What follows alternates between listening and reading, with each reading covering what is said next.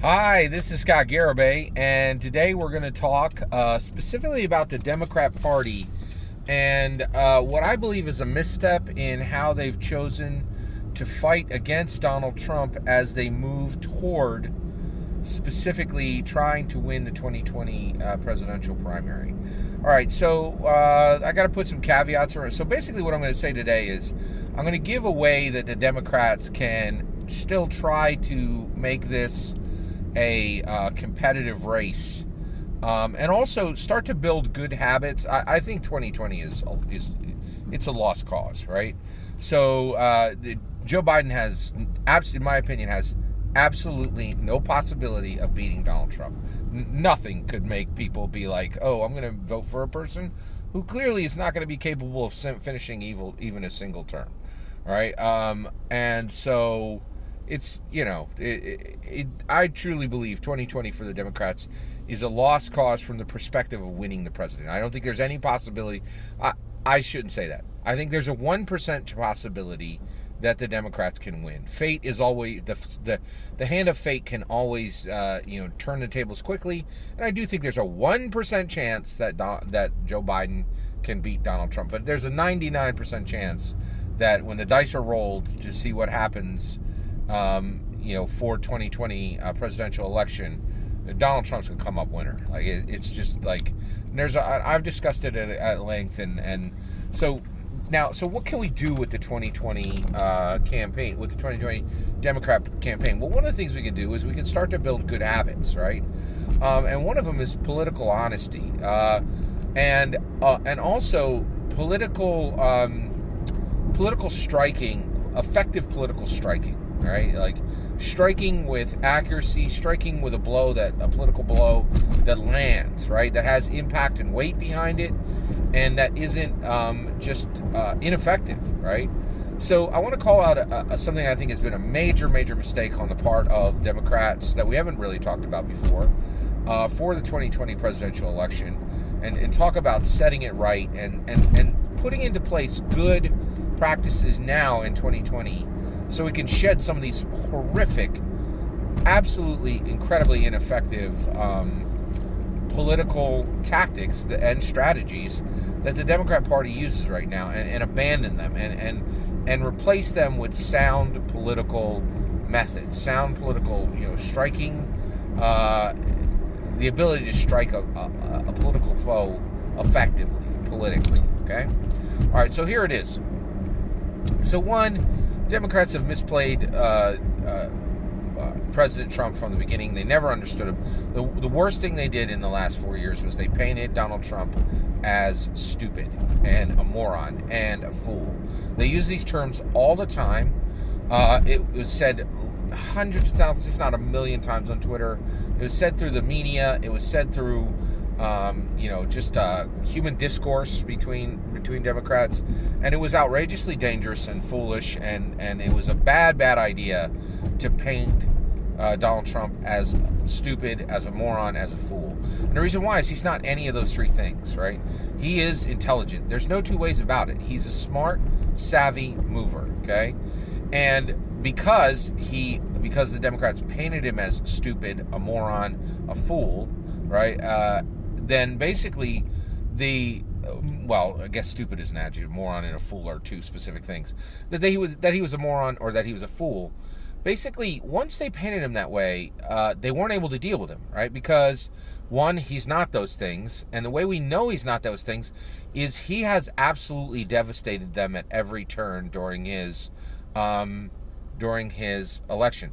He has defeated them at press conferences. He's defeated them through the Mueller report. The Mueller report, he defeated them in an investigation against him. He defeated them in impeachment. He took multiple organizations, government organizations that the country needs, like the EPA, right? Absolutely shredded them. Absolutely destroyed the functionality of these critical government bureaus, right, and departments that the Republicans would like to get rid of, but they know they can't get rid of them. What they can do is they can make them not function, and he did that. He defeated the Democrats in every single possible way, right? He defeated them with judges. We have more conservative judges than we've ever had before. He defeated them with judges, like I just said, and also he has defeated the Democrats left, right. Oh, on the issue of the media, Trump has made it outrageously clear that the media is incredibly biased, and he really put the media on tilt to the point where they thoroughly abandoned objectivity during his 4 years. Donald Trump has utterly defeated the Democrats in every possible way, right? And even that's right. And Obama era achievements. He has utterly torn apart, torn to shreds, dismantled dozens of major Obama era achievements, more than we could count. It's like, off the top of my head. I mean, it is dozens. It's just he has dominated the Democrats right and left. But the Democrats told people for 4 years, this guy's a moron, this guy's a fool, and then he crushed them left and right. Right. So what do you do with that? Right.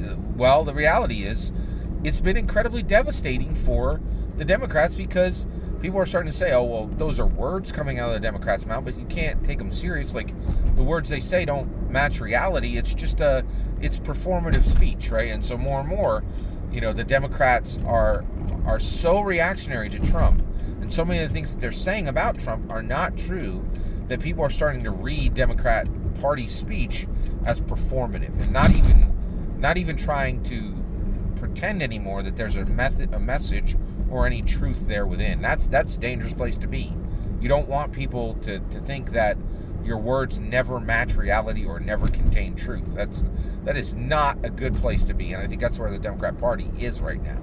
Right? So here's the issue that we need to talk about today. What the major misstep they did, and that is they're trying to sell the line today, right, that Donald Trump screwed up COVID, right? Like, COVID-19 dropped, and Donald Trump, really did everything wrong, and all these COVID problems are here because Donald Trump did not do a good job of handling COVID-19, and nested within that, which I don't think is true. I really don't, at the macro level, right, at the 51% level, I don't think Donald Trump mishandled COVID.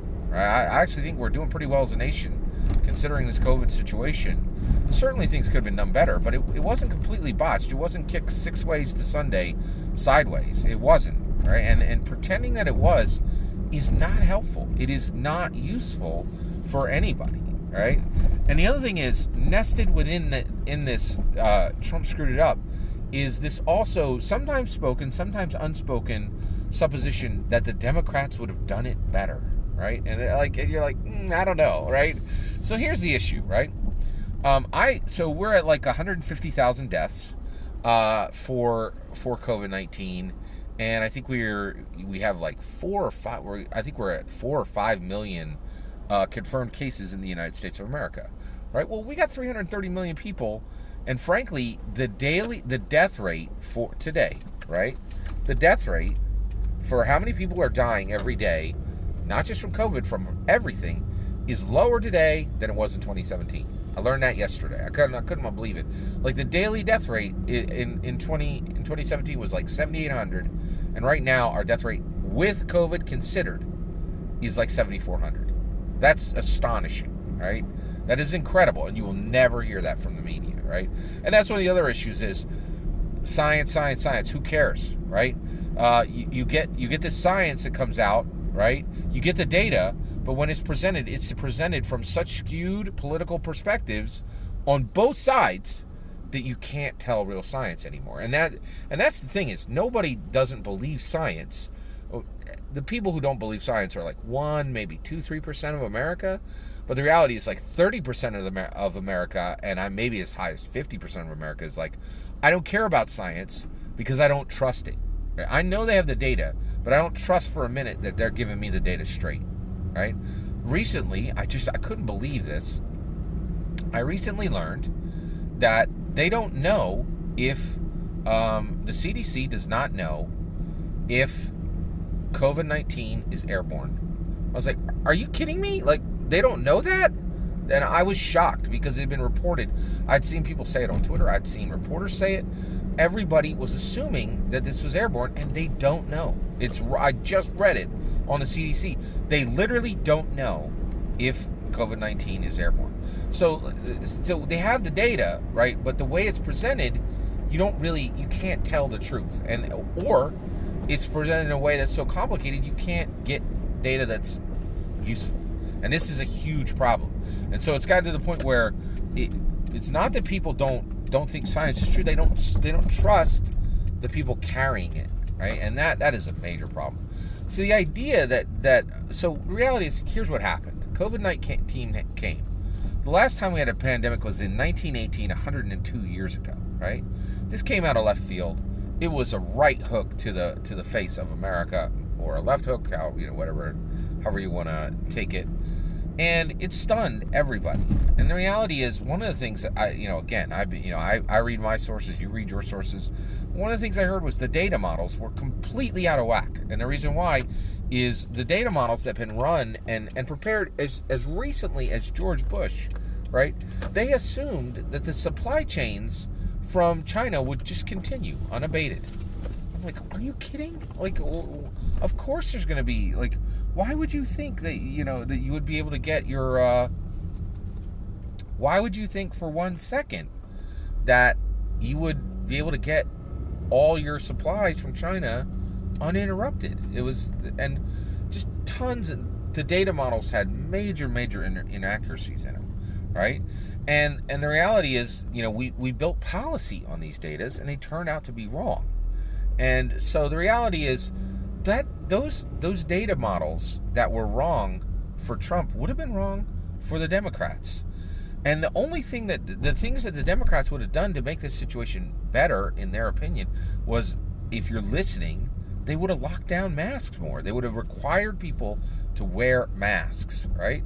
And even if that had lowered the numbers on COVID, it would have raised dramatically the tension in America and the division. Because the division over masks is 100%, is macro level, 51% or more. Macro level, it is politically driven. If you are conservative, you are far more likely to have beef with being required to wear a mask. And if you are liberal, you are far more likely to be very comfortable for the government even to demand that you wear masks, right? It is a political division over masks. And the reality is, again, if you don't know if it's airborne and you're saying, hey, we need to be wearing these masks, that frustrates people. They're like, and you can have a conversation. The CDC could have said, we don't know the reality of this situation. We don't know that this is airborne, but we think that if we wear masks, it will give us a better chance of containing this. If that was said, it was not said clearly. And I think that's one of the biggest things that we just are so frustrated by, is that CDC has not communicated clearly, effectively, or in a winsome way at any point. It's been so frustrating, right? And you're like, where's the truth? Where's the simple, hard truth I need to know? And there have been times, particularly at the beginning, right? I remember, and I'm like a lot of Americans, I don't think I'll ever forget this. I remember telling my wife, get 3 cases of masks. And she said, we're not going to do that. And the reason why is, I've read the CDC. They told us that masks are not, you should not be buying masks now, right? And we didn't. And then I remember having a conversation like 4 to 6 weeks after that with my wife saying, I'm being told I need to wear a mask here, here, here, and here. Where are the masks? And she's like, we are having a hard time getting them. And I was like, what the heck? Are you kidding me? Right? And I will never forget that. It will, it just will never, I will never relate to the CDC in the same way again. I can't, right? Because when I went to take action for my family, they caused major missteps in how my family would be prepared. I will never, ever, ever forget that, right? And frankly, I think there's going to be a lot of gaslighting trying to make people forget that. And I don't think I won't. I remember it distinctly, and I'm not going to be told by any source that it didn't happen, right? And so, so the reality is, I don't think for 1 second the Democrats would have handled this COVID thing any better. And frankly, I think it is highly likely it would have been handled a lot worse. So the reality, rather than being fair and honest and just saying, listen, Donald Trump is a terrible president. He has no respect for the office. He has no respect for honesty. He has no respect for numbers. He uses them however he wants, right? And just based on the things we already know in the books he's printed and the facts that are reported in his 4 years, he is not worthy to be a leader of anything, let alone this nation. So let's vote him out. But instead, they're trying to say, oh, he mishandled COVID. No, COVID is a once-in-a-century thing that would have hit any president, as a right or left hook. It was stunned and crippled any administration, right? And the idea that, that the Democrats are trying to sell, that they would have handled this right, and Donald Trump would have screwed it up, is just so patently false. And again, it pushes people to believe that Democrat speech is performative and not real speech. And that is a terrible place to be. I really think we need to start building good habits and make this work. And that means political honesty. All that's my opinion. I'd love to hear your opinion. Let me know in the comments below. Please consider liking and subscribing, and have a wonderful millennium.